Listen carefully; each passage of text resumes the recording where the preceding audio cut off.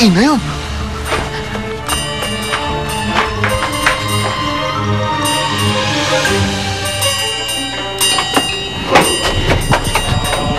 Lucille, ano ba? Ina! Ina!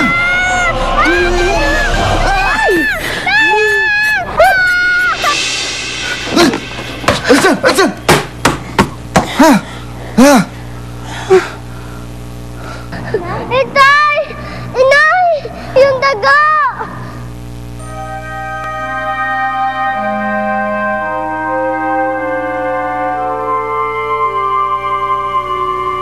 Ha? Dito siguro dumaan, oh. Ina, saan pa ba dumaan dito yung daga? Doon na yun. Tsaka dyan, oh. Dyan pumunta, tsaka doon, oh. Dyan niya ako inabot sa may labas ng kwarto. Kasi naman, Lucille, eh. Bakit hindi mo ba narinig na humihingi ng tulong sa iyong kapatid mo? Akala ko po kasi gusto niya lang po makipag-usap sa akin eh. Itulog na po ako nun eh.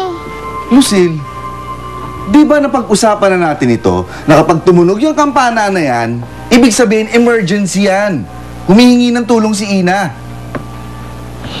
Tay, bakit po kayo nagagalit sa akin?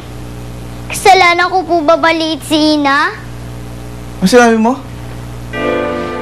At kailan ka pa natutong magsasagot ng ganyan, ha? Tama na, Cardo. Walang kasalanan si Lucille, kaya wag mo siyang pagagalitan. Nana Celia, kaya natututong sumagot-sagot ng ganyan yan dahil sa kakakampi ninyo, eh. E paano namin madidisiplina yan si Lucille?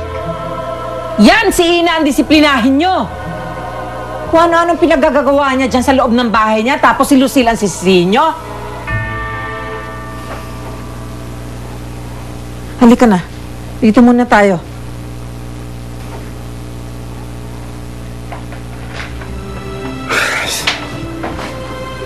Sorry po, Tay.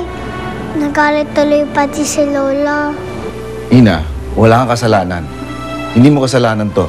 Bakit po ba kasi yung ganitong kaliit, Tay? Bakit po ako hindi katulad niyo? Alam mo, Ina, anak, maraming bagay sa mundo ang hindi natin maipaliwanag. Pero ang importante, alam natin kung sino tayo. Lagi mo tatandaan, kahit na ano yung mangyari, nandito kami ng tatay mo.